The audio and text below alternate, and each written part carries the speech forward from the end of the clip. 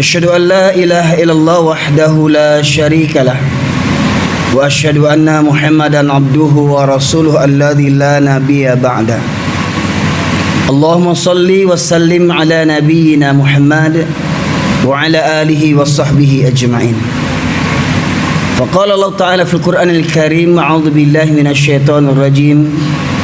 يا أيها الذين آمنوا اتقوا الله حق تقاته ولا تموتن إلا وأنتم مسلمون. أما بعد معاشر المسلمين أوصيكم وإياي بتقوى الله فقد فاز المتقون. كما قال الله تعالى: إن أكرمكم عند الله أتقاكم. Masyaallah muslimin, sidang jemaah Jumat rahimakumullah. Di kesempatan Jumat yang berkah ini, insyaallah kita akan mentadaburi ayat-ayat maupun hadis Rasulullah sallallahu alaihi wasallam berkaitan tentang penyakit umat yang menjangkiti kaum muslimin. Penyakit yang lebih parah daripada penyakit corona. Penyakit yang bukan hanya sekedar mematikan jasad, tetapi penyakit yang bisa mematikan ruh sebagai inti daripada manusia itu sendiri, yaitu penyakit al-wahan, cinta dunia dan takut mati. Dari Thauban radhiyallahu anhu, Rasulullah sallallahu alaihi wasallam bersabda: yushikul umamu an tada'a alaikum kama tada'al akalatu ila qas'atiha. Faqala qail: wa min kilatina nahnu yawma idzin ya Rasulullah? Qala: bal antum katsir walakinnakum kagutha'is sail. Wa la yanza'anallahu min suduri aduwikum mahabbata minkum wa la yaghzifanallahu fi qulubikumul wahn. Wa qala qail: wa mal wahn ya Rasulullah? Hubbud dunya wa karahiyatul maut. Rawahu Abu Dawud wa Imam Ahmad. Masyaallah muslimin yang dirahmati oleh Allah, dalam hadis itu Rasulullah bersabda yang artinya, akan datang nanti suatu masa akan nyaris kalian umat Islam akan diperebutkan oleh berbagai kaum yang membenci memusuhimu, seperti mana orang-orang lapar memperebutkan makanan. 1400 tahun yang lalu ketika Rasulullah sebagai pemimpin kaum muslimin, di mana Islam ketika itu masih dalam puncak kejayaannya, namun di antara mukjizat Rasulullah sallallahu alaihi wasallam yang Allah anugerahkan adalah beliau bisa menyampaikan kabar apa yang belum beliau diciptakan, sebelum beliau ada, bahkan setelah beliau tiada. Nah, salah satunya hadis ini yang seperti mana saya sampaikan tadi, Rasulullah memberikan gambaran, Rasulullah menyampaikan kepada para sahabat tentang kondisi umat Islam di suatu zaman nanti. Rasulullah menegaskan nyaris hampir semua golongan-golongan yang memusuhi Islam bersatu dengan berbagai macam cara untuk memperebutkan kalian seperti mana orang-orang lapar memperebutkan makanan.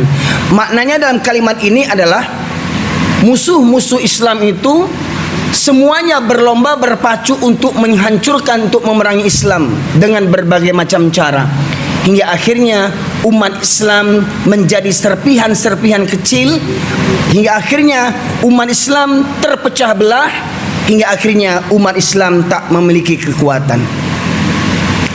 Lantas ada sahabat yang bertanya, apakah ketika itu umat Islam jumlahnya sedikit wahai Rasulullah? Rasulullah menjawab, bahkan ketika itu kalian jumlahnya banyak, kalian mayoritas dalam negeri itu, tapi banyaknya kalian seperti buih di atas air. Dan Allah cabut rasa takut musuh-musuh terhadap kalian. Padahal hakikatnya masyaallah muslimin, musuh-musuh Islam itu lebih takut kepada umat Islam dibandingkan takut kepada Allah Subhanahu wa taala, karena memang tabiatnya orang kafir itu tidak beriman kepada Allah. Mereka lebih takut kepada apa yang tampak dalam pandangan mata mereka. Maknanya mereka lebih takut kepada kaum muslimin, hamba Allah, makhluk Allah, dibandingkan kepada sang pencipta, kepada Allah Subhanahu wa taala. Itulah kadar keyakinan orang-orang kafir yang lebih takut kepada manusia dibandingkan kepada Allah Subhanahu wa taala. Rasul menegaskan tadi, Allah cabut rasa takut musuh-musuh terhadap kalian.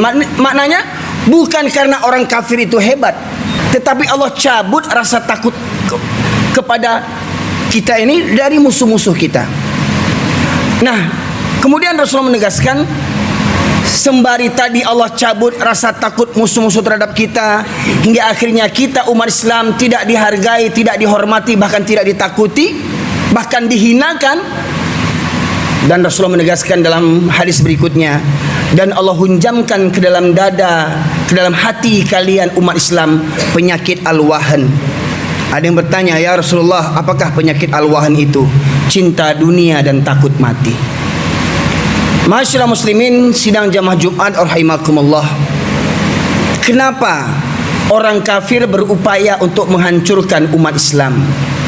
Karena sudah fitrahnya dari kalangan orang kafir dan munafik, mereka itu benci kepada umat Islam hanya karena kecemburuan, karena kedengkian. Di awal kedengkian itu bermula ketika Nabi Adam alaihissalam diciptakan Allah subhanahu wa ta'ala, dan Allah perintahkan kepada makhluk surga ketika itu untuk sujud hormat kepada Nabi Adam. Maka semua malaikat sujud tanpa banyak tanya, tetapi iblis ingkar karena dia merasa dirinya lebih mulia dibandingkan iblis. Dan kedengkian ini iblis tanamkan kepada anak cucu Adam yang lemah iman mereka, hingga akhirnya kita sesama anak cucu Adam saling bermusuhan, dan itulah misi hidupnya iblis setelah Allah keluarkan dari surganya Allah subhanahu wa ta'ala. Iblis meminta dipanjangkan umurnya sampai hari kiamat. Masyaallah muslimin sidang jamaah Jumat rahimakumullah. Bila kita berpegang teguh kepada Al-Quran dan Sunnah, maka Allah berikan Al-Quran sebagai petunjuk dan As-Sunnah sebagai penjelasnya. Dalam surat Al-Baqarah, dalam surat At-Taubah, ayat yang ke-31, Allah menegaskan tentang wataknya orang kafir. A'udzubillahi minasyaitonirrajim. Yuridu liyutfi'u nurallah biafwahihim. Mereka ingin memadamkan cahaya Allah, mereka ingin memadamkan agama Allah, mereka ingin menghancurkan agama Allah dengan mulut-mulut mereka. Maknanya apa? Dengan fitnahan-fitnahan mereka, dengan ajaran-ajaran sesat mereka. Ya, mereka akan mengatakan umat Islam itu radikal, umat Islam itu ekstrim, umat Islam itu teroris, umat Islam itu anti kesatuan, anti bineka, anti toleransi. Itulah fitnahan-fitnahan.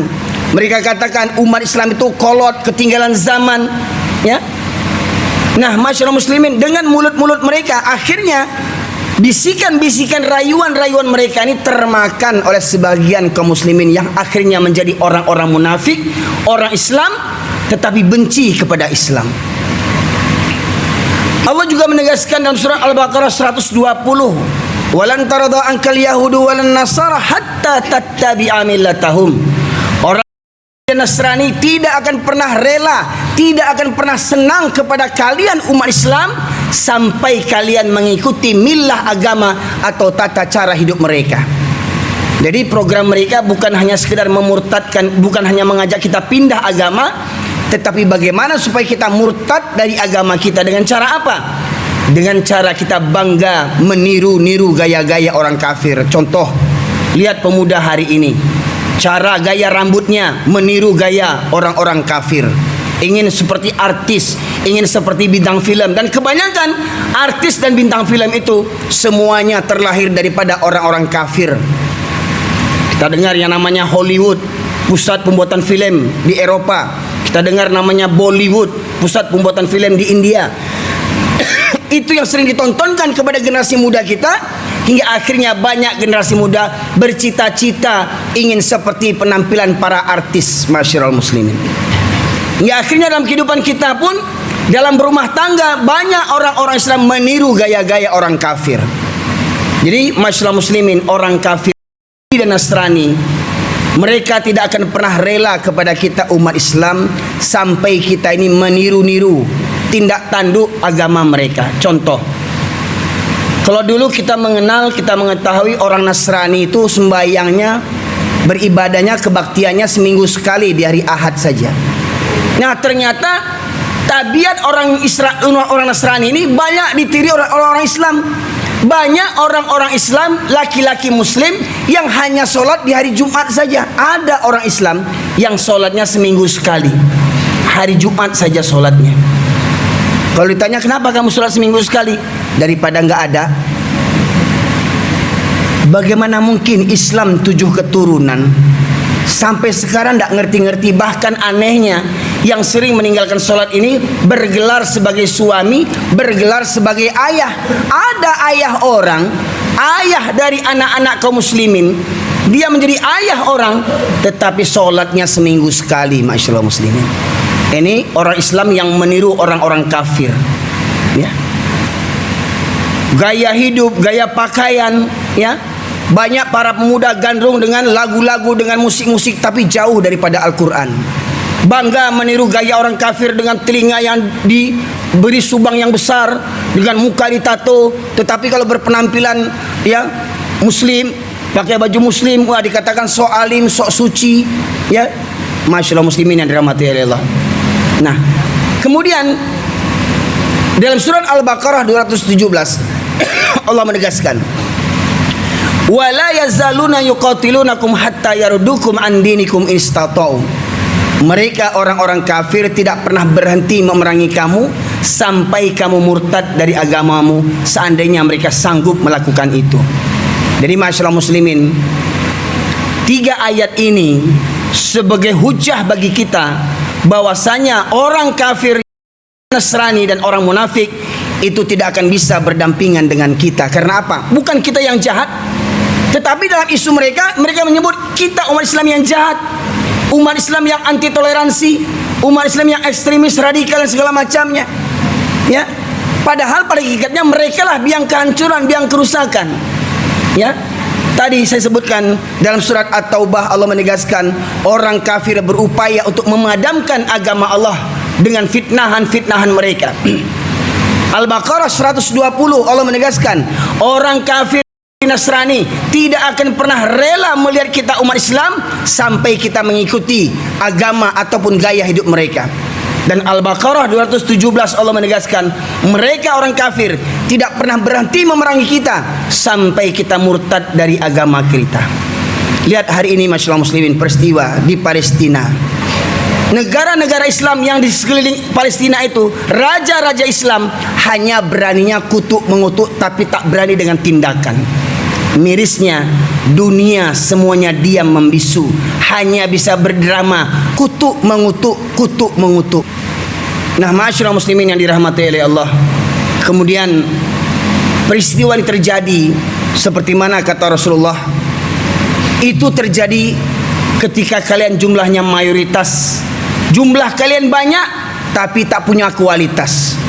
Di negeri itu presidennya Islam, perdana menterinya Islam, rajanya Islam, wakil-wakilnya Islam, menteri-menterinya, pejabat-pejabatnya, aparat-aparatnya, rakyatnya Islam, tetapi mereka diatur oleh segelintir orang-orang kafir.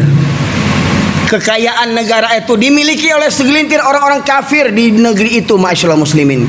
Dan mirisnya, warga penduduk yang beragama Islam mayoritas tak berani berbuat apa-apa kecuali menjadi kacung dan budaknya para orang-orang kafir.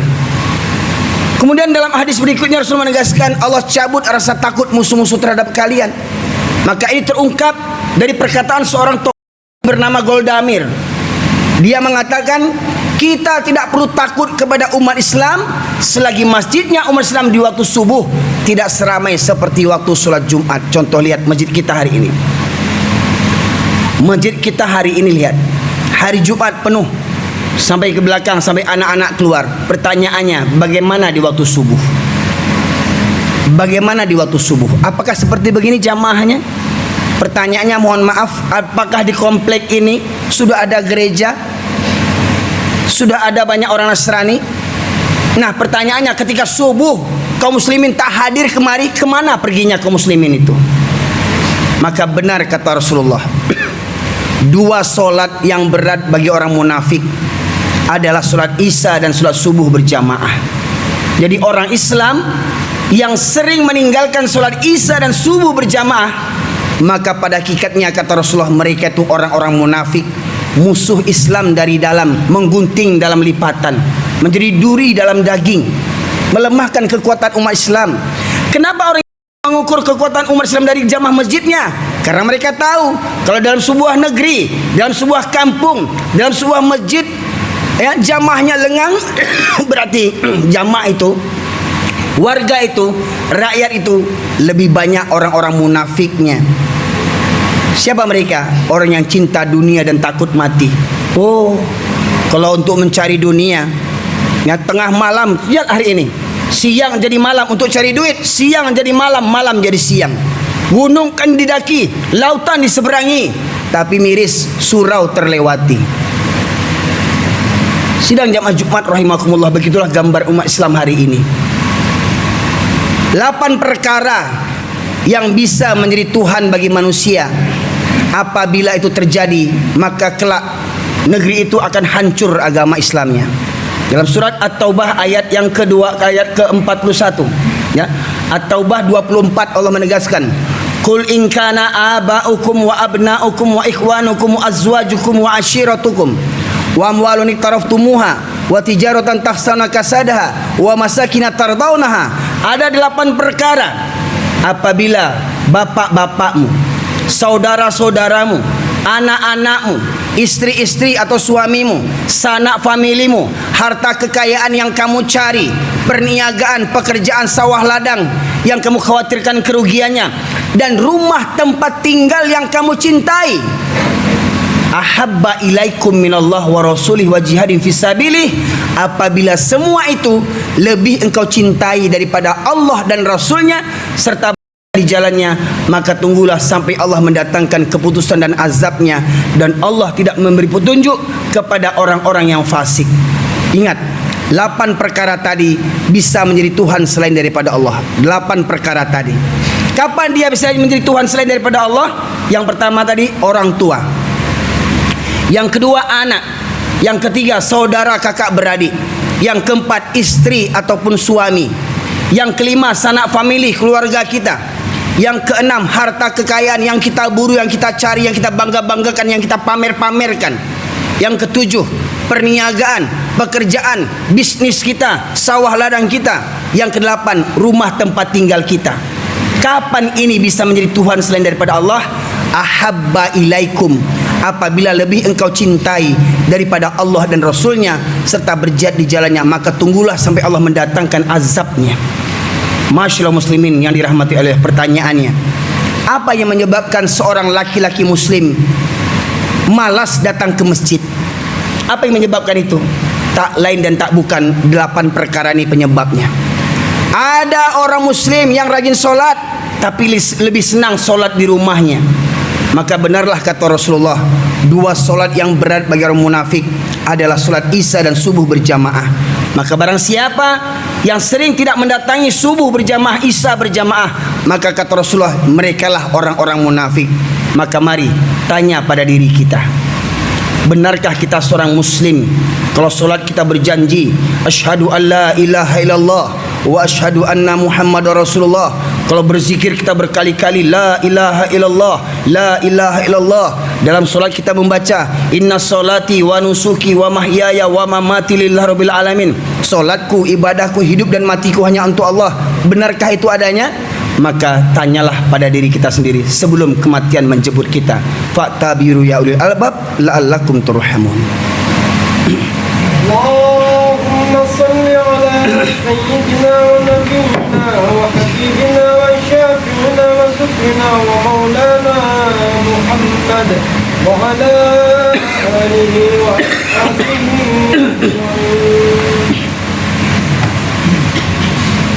Alhamdulillah alladzi khalaqal mauta wal hayata liyabluwakum ayyukum ahsanu amala wa huwal azizul ghafur.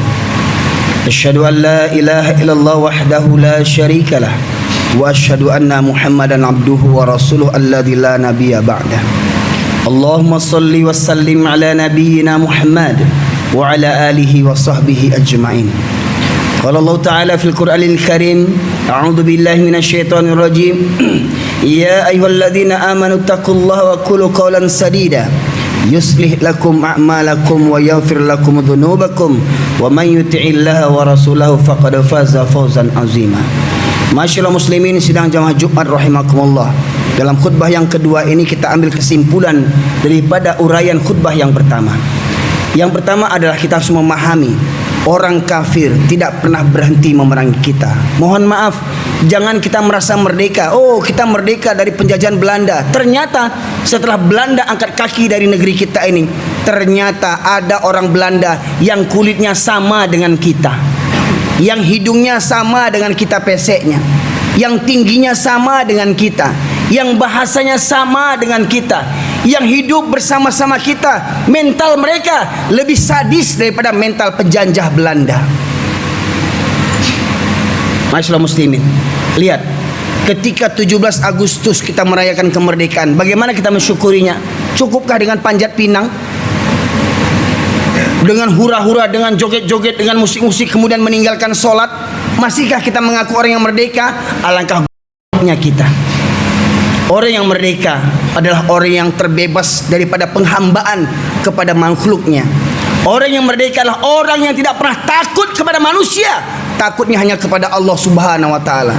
Betapa banyak jenderal-jenderal berpangkat tinggi tetapi takut kepada orang-orang yang menyogoknya dengan harta, pangkat dan jabatan. Masyaallah muslimin, hingga kita lihat banyak negara-negara Islam dikuasai oleh penguasa-penguasa, pemimpin-pemimpin yang zalim.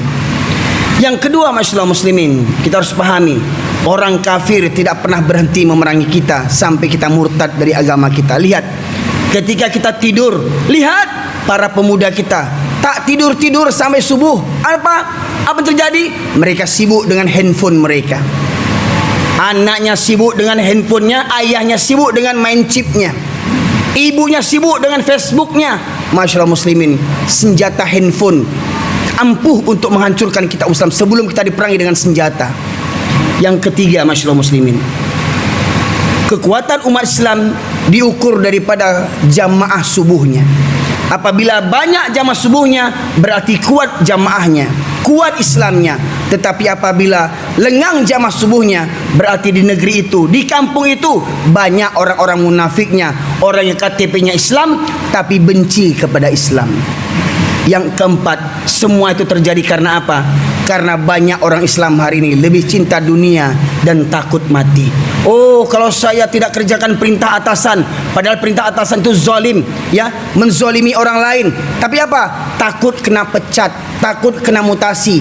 Nanti kalau saya kena pecat, nanti anak istri saya makan apa? Motor ini bagaimana kreditnya? Rumah saya bagaimana? Akhirnya apa? Mereka melaksanakan perintah atasan walau perintah itu bertentangan dengan kehendak Allah dan Rasulnya. Inilah mental umat Islam hari ini. Semoga ini menjadi pertimbangan bagi kita untuk ke depan kita lebih memperhatikan kualitas iman kita. Masihkah kita disebut orang-orang yang beriman, atau tanpa sadar kita menjadi munafik sampai akhir hayat kita? Semoga kiranya Allah ampunkan dosa kita dan kita dijauhkan oleh Allah daripada sifat-sifat kemunafikan. Inna Allah malaikatahu yusalluna 'alan nabi ya ayyuhalladzina amanu shallu wa sallimu taslima. Allahumma fil muslimin wal muslimat wal mu'minina wal mu'minat al ahya'i minhum wal amwat innaka qadiyal hajat. Rabbana zalamna anfusana wa illam taghfir lana wa tarhamna lanakunanna minal khasirin. Rabbana la tuzigh qulubana ba'da idh hadaitana wa hab lana min ladunka rahmah innaka antal wahhab. Allahumma arinal haqqa haqqan warzuqna ittiba'ah wa arinal batila batila warzuqna ijtinabah. Rabbana ighfir lana wa liwalidayna warhamhuma kama rabbayana shaghira. Rabbana hab lana min azwajina wa dhurriyyatina qurrata a'yun waj'alna lil muttaqina imama. Rabbana la tu'akhidhna in nasina aw akhtana. Rabbana wa la tahmil 'alaina isran kama hamaltahu 'alal ladzina min qablina. Rabbana wa la tuhammilna ma la taqata lana bih wa'fu 'anna waghfir lana warhamna anta maulana fansurna 'alal qaumil kafirin. Rabbana atina fid dunya hasanah wa fil akhirati hasanah wa qina adzaban nar. Subhana rabbika rabbil izzati amma yasifun wassalamun alal mursalin walhamdulillahi rabbil alamin.